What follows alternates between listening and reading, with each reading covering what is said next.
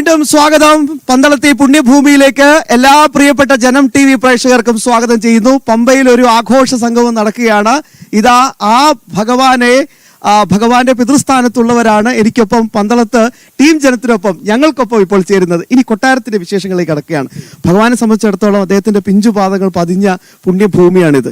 എന്തൊക്കെയാണ് ഈ കൊട്ടാരത്തിന്റെ സവിശേഷതകൾ? പുണ്യഭൂമിയാണ്. കാരണം നമുക്കറിയാം, ഇത് നമ്മൾ വലിയ കൊട്ടാരങ്ങളെല്ലാം കണ്ടു. പക്ഷേ അയ്യപ്പന്റെ അനുഗ്രഹവും അയ്യപ്പന്റെ പാദസ്പർശം കൊണ്ട് പവിത്രമായ ഈ ഒരു മണ്ണാണ് പന്തളം കൊട്ടാരം. നമുക്കറിയാം, 1000 വർഷത്തോളം മുമ്പ് ഭഗവാൻ ഓടിക്കളിച്ച ആ കൊട്ടാരമിറ്റങ്ങളാണ് ഇവിടെയുള്ളത്.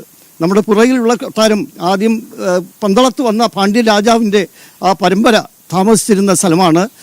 രണ്ടാമത് പണിഞ്ഞ വലിയ കെട്ടിടമാണ് ഇവിടെ കാണുന്നത്. 100 കുടുംബങ്ങൾ അന്നിവിടെ വരുമ്പോൾ നമുക്കറിയാം, ഒരു 1820 നമ്മുടെ കണക്കനുസരിച്ച് ഇന്നിവിടെ 138 അംഗങ്ങളെ ഉണ്ടായിരുന്നുള്ളൂ. കുറച്ച് അംഗങ്ങളെ ഉണ്ടായിരുന്നുള്ളൂ. പക്ഷേ നമ്മൾ പാണ്ഡ്യ രാജാക്കന്മാരാണ് നമ്മുടെ അച്ചൻകോവിൽ വഴി കോന്നിയിൽ താമസിച്ച് അങ്ങനെയാണ് പന്തളത്തെത്തുന്നത്. അതിൻ്റെ അവശിഷ്ടങ്ങൾ ആദ്യമുള്ള 16 കെട്ടുണ്ടായിരുന്നു. അത് നമ്മുടെ അഗ്നിബാധയിൽ നശിച്ചുപോയി. അതിലുണ്ടായിരുന്ന നമ്മുടെ കുലദേവതയെ ഇന്നും ഇവിടെ പ്രതിഷ്ഠിച്ചിട്ടുണ്ട്. നമുക്കിപ്പോഴും കാണാം അതിൻ്റെ അവശിഷ്ടം. ഇവിടെ നമ്മുടെ പടിപ്പുര മാളിക എന്ന് പറയും, അന്നത്തെ ആ വലിയ കൊട്ടാരത്തിൻ്റെ പടിപ്പുര ഇന്നും നിലനിൽക്കുന്നുണ്ട് നമ്മുടെ അവശേഷിപ്പുകളായിട്ട്. ശബരിമലയ്ക്ക് തിരുവാഭരണവുമായിട്ട് രാജപ്രതിനിധി പോകുമ്പോൾ തീർച്ചയായിട്ടും ഈ കൊട്ടാരങ്ങൾക്കൊക്കെ അതീവ പ്രാധാന്യമുള്ള ഒരിടമാണ്. കാരണം ശബരിമലയിൽ രാജപ്രതിനിധി 18-ാം പടി കയറുന്നതിന് മുമ്പ് പന്തളം കൊട്ടാരത്തിൽ നിന്ന് ഇവിടുത്തെ വലിയ തമ്പുരാട്ടിയുടെയും വലിയ തമ്പുരാൻ്റെ എല്ലാം അനുഗ്രഹം വാങ്ങിയ ശേഷം പരദേവതയെ തൊഴുത്, ഇവിടെയാണ് പരദേവതയുള്ളത്, ആ മണ്ണടി ഭഗവതിയാണ്, മധുര മീനാക്ഷി സങ്കല്പത്തിൽ തന്നെയാണ്. അവിടെ തൊഴുതിറങ്ങി കൊട്ടാരത്തിൻ്റെ 18-ാം പടി ഇറങ്ങിയ ശേഷമാണ് ഈ കാൽനടയായിട്ടുള്ള 3 ദിവസത്തെ യാത്ര, പവിത്രമായ യാത്ര ശബരിമലയിലേക്ക് പോകുന്നത്. ആ ഭഗവാന്റെ അയ്യപ്പ സ്വാമിയെ രാജകുമാരനായിട്ട് കാണുന്നതിന് വേണ്ടി അച്ഛൻ 3 പേടകങ്ങളിൽ ആഭരണവുമായിട്ട് പോകുന്ന ആ കാഴ്ച 1000 വർഷത്തോളമായിട്ട് നടക്കുകയാണ്. ഭഗവാൻ അയ്യപ്പന് തപസ്സിരിക്കുകയാണ് ശബരിമലയിൽ. അദ്ദേഹത്തിന് സ്വർണമോ ആഭരണമോ ഒന്നും ആവശ്യമില്ല. എന്നാലും അച്ഛൻ്റെ ആഗ്രഹ പൂർത്തീകരണത്തിനാണ് ഈ 5 ദിവസം, അതായത് ഭഗവാന്റെ പ്രതിസ്ഥാനീയനായ രാജപ്രതിനിധി അവിടെ എത്തുമ്പോൾ ഭഗവാനെ പൂർണ്ണമായിട്ടും ആഭരണഭൂഷിതനായി കാണുവാൻ, അങ്ങനെ ഒരു സന്തോഷം കിട്ടുവാനായിട്ട് അദ്ദേഹം നൽകിയിരിക്കുന്ന ഒരു എന്താണ് പറയുക, ഒരു അനുഗ്രഹമാണ് എല്ലാ വർഷവും ഇപ്പോഴും പിന്തുടർന്നു പോകുന്നത്. അത് ആ പരമ്പരയായിട്ട് അതിൻ്റെ പവിത്രത നഷ്ടപ്പെടാതെ ഇപ്പോൾ അതിന് വളരെയധികം പ്രചാരം വന്നിട്ടുണ്ട്. വഴിയരികളിലെല്ലാം നാനാജാതി മതസ്ഥർ ഭസ്മം വാങ്ങുവാനായിട്ട്, വിഭൂതി വാങ്ങുവാനായിട്ട് കാത്തു നിൽക്കുന്നതും നമുക്ക് കാണാം.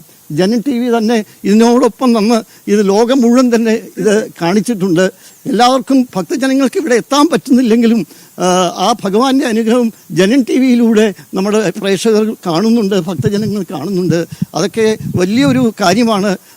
തുടർന്നും ഈ കാര്യങ്ങളെല്ലാം മുന്നോട്ട് പോകും ഭഗവാന്റെ അനുഗ്രഹത്താൽ.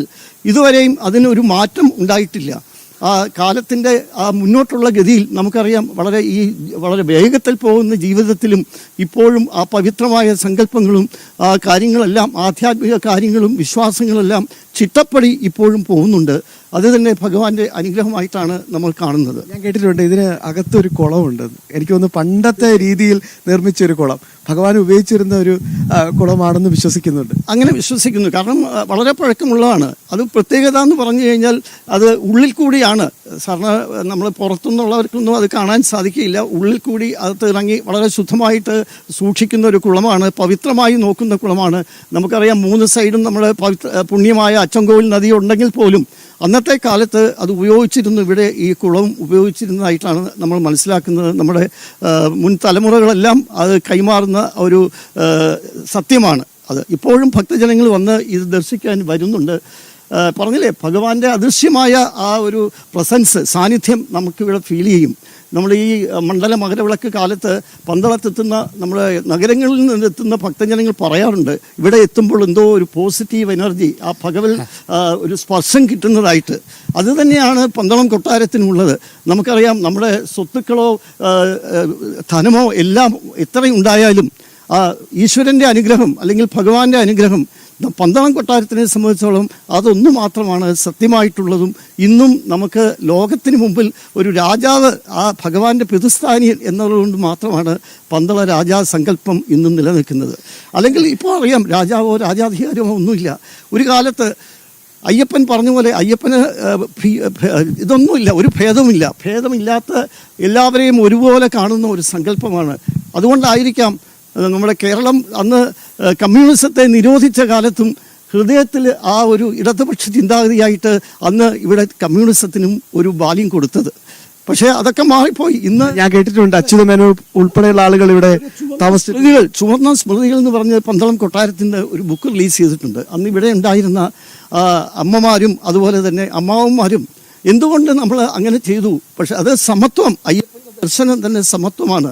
എല്ലാം ആ ഒരു ദർശനത്തിന് വേണ്ടി അന്ന് ചെയ്തവരെല്ലാം ഭഗവാന്റെ എതിരായിട്ട് നീങ്ങിയപ്പോൾ തീർച്ചയായിട്ടും ഭഗവാനൊപ്പമാണ് പന്തളം കൊട്ടാരം എന്ന് നമ്മൾ 2018 തെളിയിച്ചു.